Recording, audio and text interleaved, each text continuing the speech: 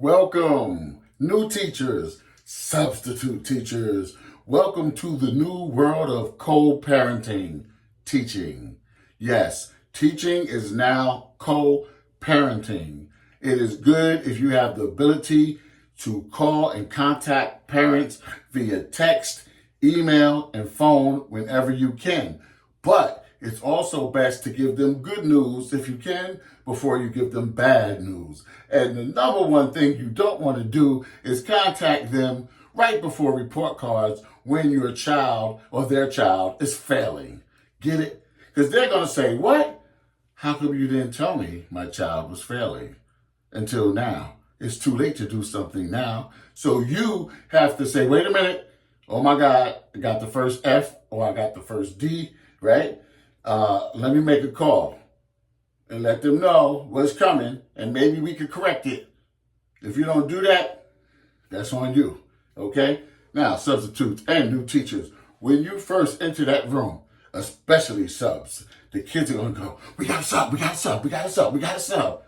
And they are going to try to find the loophole so they don't have to do their work. And when I say they, I mean most of them. However, there are always a few leaders who they hate because the leader's going to tell you the truth and say, the lesson plans are here, the sub plans are here, or we are supposed to do this app, then we're supposed to do that app, then we're supposed to read, and then we're supposed to write, and then sometimes they give us free time. Now again, careful with free time. For me, free time's a no-no. Even on my nicest, happiest days, when I say, okay, last 10 minutes of the class, and they go to level 10, and they look at you, and they're laughing and smiling as if you're not there anymore. They're having a Chuck E. Cheese party, okay? And this goes for the older ones, too.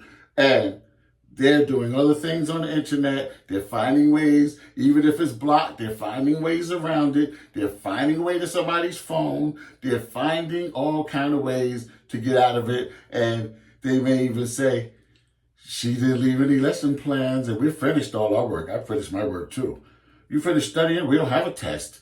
The holiday's coming. She doesn't give work on Fridays. They're going to have everything for you. Everything. So it's good, substitutes especially, when you come in the morning and you meet the principal or whoever's the point person, for you to say, is there any extra work I could give them? Because you have to keep them moving, learning, motivated every second. The moment you say, oh my God, where's that at? Oh my God, can somebody call? Oh my God, how do I? They're going to go, wah! You can't. Because, oh, I got something else. Here, pass this out, Cindy. Pass this out, Michael. Pass this out. No, we don't. No, today you're doing it. You're going to learn today. And when I first come in, this is me. Use your approach. I show them I care. But I show them I am business. Okay? So I come in, and new teacher. Hi, my name is Mr. Oates, Mr. O. And I got a good side, and I got a bad side. I don't want you to see my bad side. I want you to see my professional side. I want you to learn. Even though your teacher's not here, okay? And you let them know, I have Miss such and such's number. I have such and such on speed dial. I have your parents' numbers right here, right? Whoever's the big person in charge, ISS, whoever. Let them know that, yeah, me and ISS, we're friends. And you should be friends. You should get to know these people, okay?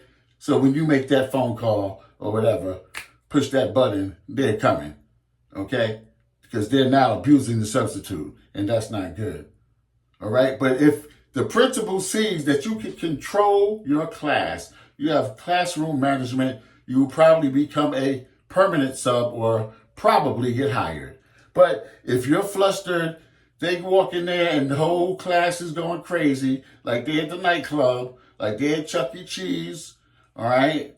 Then you might not get called back, okay? So you got to be firm, You can have a little sense of humor, but you got to be careful. Because you can't even say things to kids nowadays like, oh, your hair looks cute.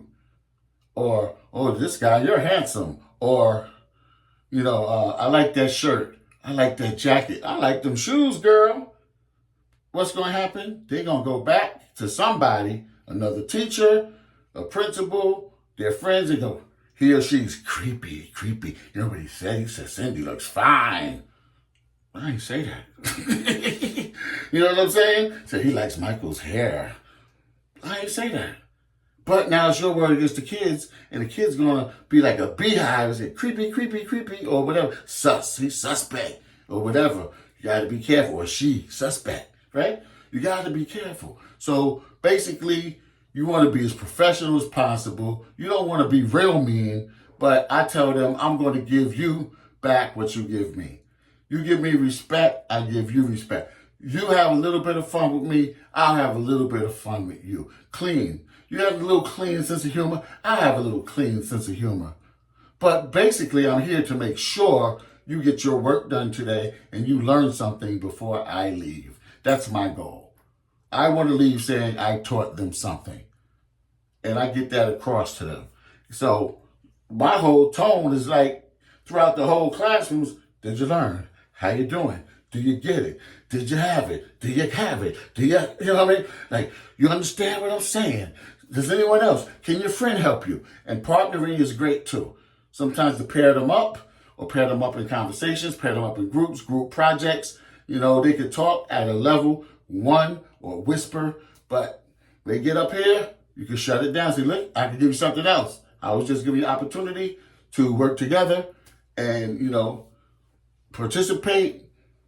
But if you want to get loud, you want to be disrespectful, I can shut it down. What you want to do? And then some people say, no, stop, guys, be quiet. And you get their leaders, and the leaders will help you, okay? The leaders will help you. The leaders in the class, the student leaders, they will help you a lot. So you can also reward them with whatever bonuses the school provides, the school money, points, and Class Dojo, let the other kids see that the good kids that are participating are getting rewarded. And then they might start coming together because they want some rewards too, okay? And even if you know something like, oh, I hear you have a school trip coming soon. Okay, how many people want to go to the school trip? So I advise you knock this workout right now.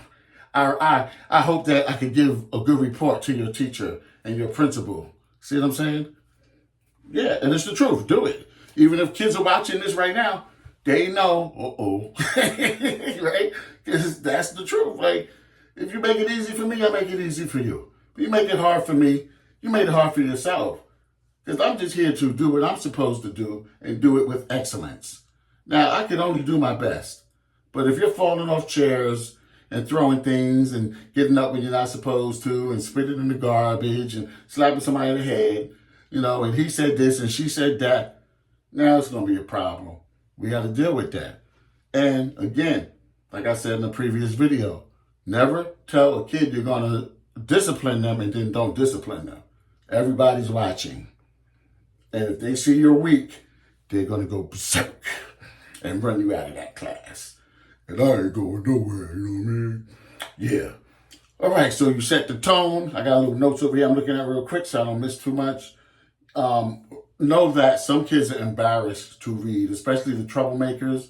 So they're going to do anything they could to get attention, but they don't want to read out loud and struggle and stumble, and the kids see that they're not so cool after all. So I don't embarrass those kids, but if I can, I'll put one foot outside the door, say, let me speak with you for a second. Any troublemakers, and just try to talk to them and say, look, you could do better than this. I'm here to help you. You got to let them know. If they say, well, what do you care? I care about you. That's why I'm a teacher. That's why I'm here. I care about you.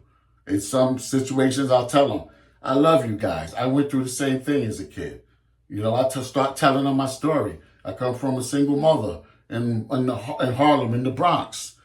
You know, and I used to watch her faint and have nervous breakdowns, and I didn't have my father around. So I never wanted, you know, to grow up and have the same situation. I wanted to change my situation, and I did it with education. I did it with school. You know, and I tell them how you don't hate the school, you don't hate the teacher, because they're just here to guide you and provide resources.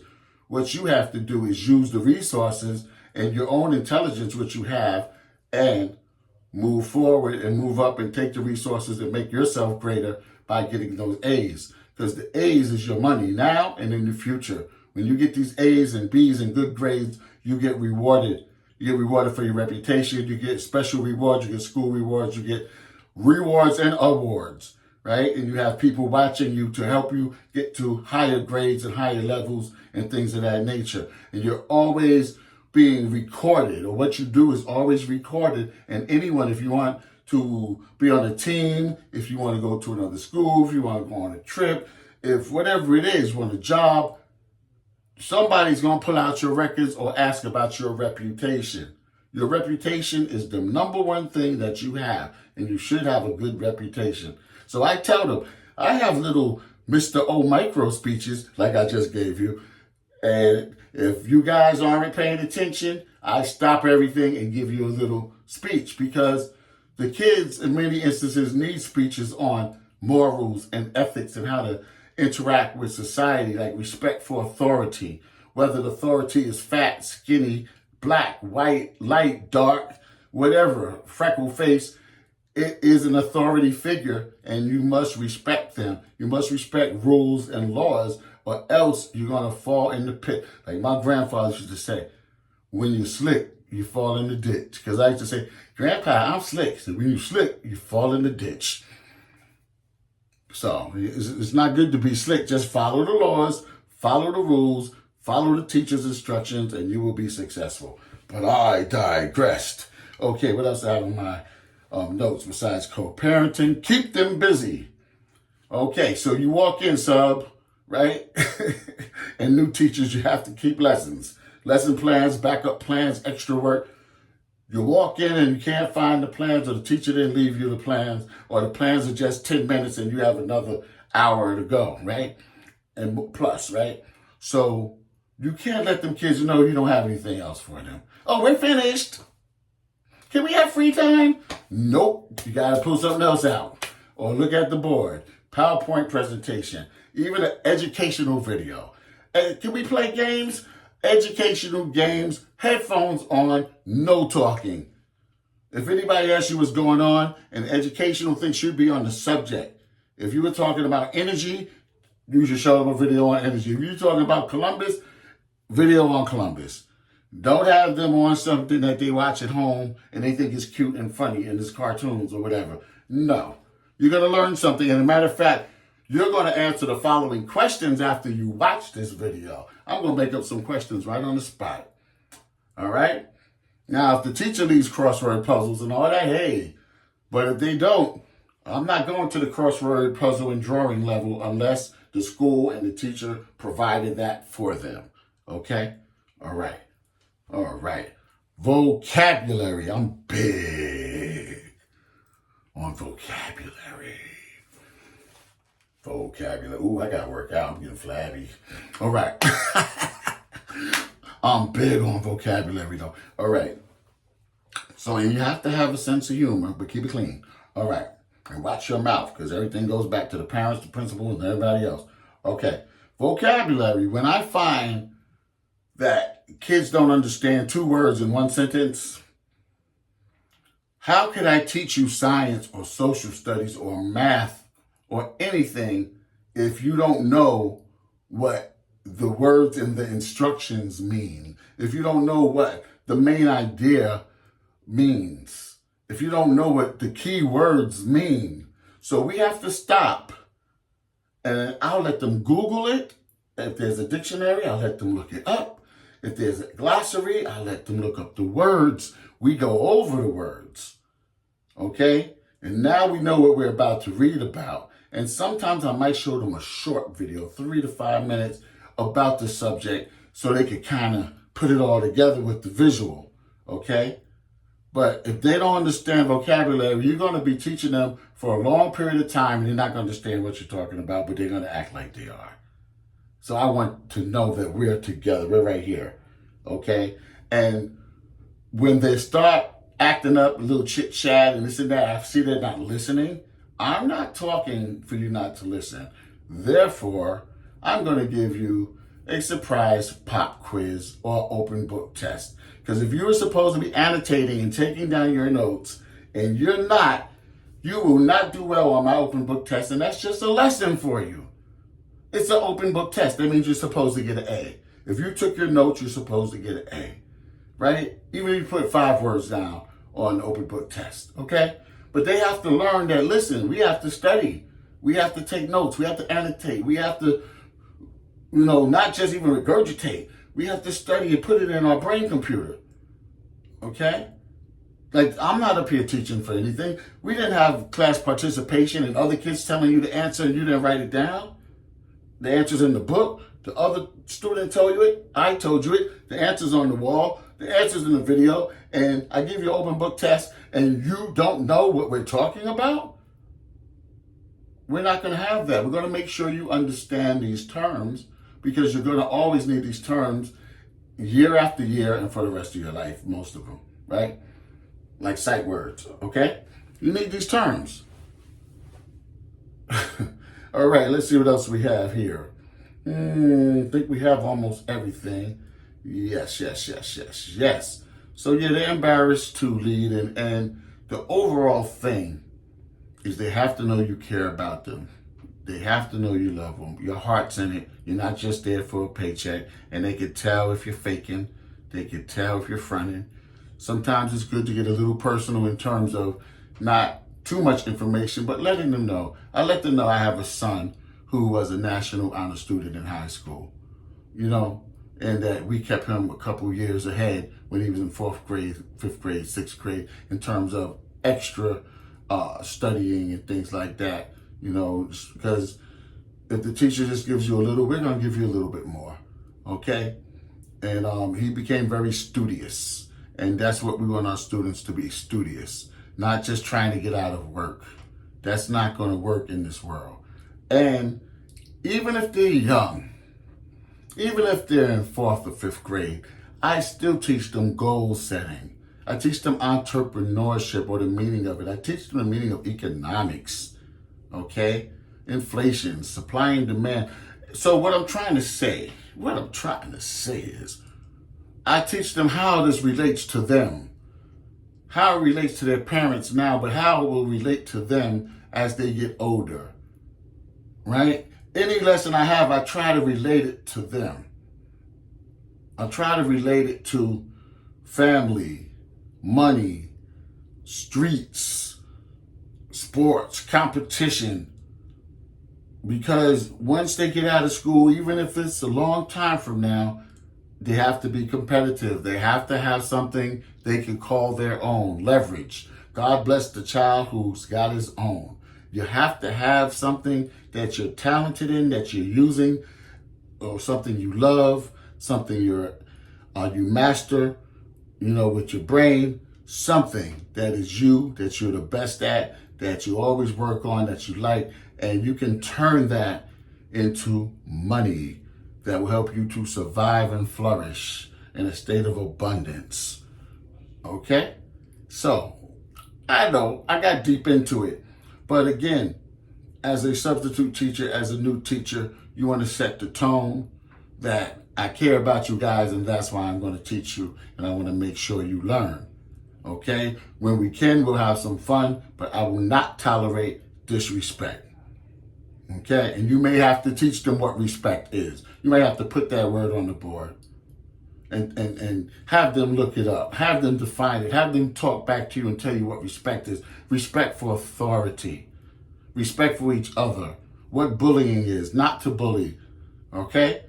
And this will set the tone. And the other thing, lastly, I let them know we're a team.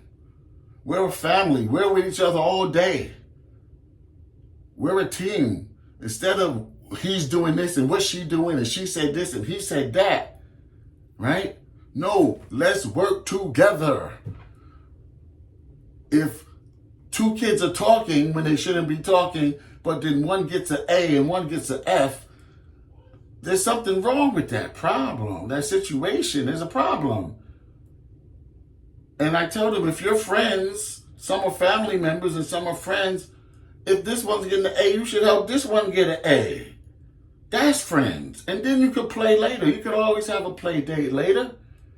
But in my class, you're not to play. In my class, you're to learn. You have recess you can talk in. You have, and play a little bit. Lunch you can talk. PE, you can run around and talk and jump up and down, but not in my class. Okay? Music, you can express yourself. Art, you can express yourself. When you come to math, science, computers, reading, or English, you get serious. You get serious because this is your money. This is your currency. Your grades are your currency. Okay? So, teachers, you got it. You got it. Just make sure that you always keep them busy and you set a good tone where happiness could be, happiness will be. But when it's time to get serious, it's time to get serious. And I let them know, if you stay positively busy, engaged in your work and stuff, time is going to fly. And you don't have to see my face or hear my voice. But if you're sitting around moping, trying to put your head down and trying to, disrupt the class, and I got to keep talking to you and redirecting you, then it's not going to be such a happy class or a happy time for you. If you just put your head down into the books and concentrate, focus, you will look up and time will have flown away. Flown away. Okay, yeah, all right? And we're not perfect either, so that's why it's best to put things into your practice that will keep the kid going even when we're making mistakes. You keep the students going, keep them learning, keep them busy, all right? As we strive to do our best with multitude of kids in one day, teaching them, okay? And make sure your heart's in it, where your heart at. Mr. O, let me know how I flow. I love you, yo. Before I let go, peace. TheHipHopTeacher.com.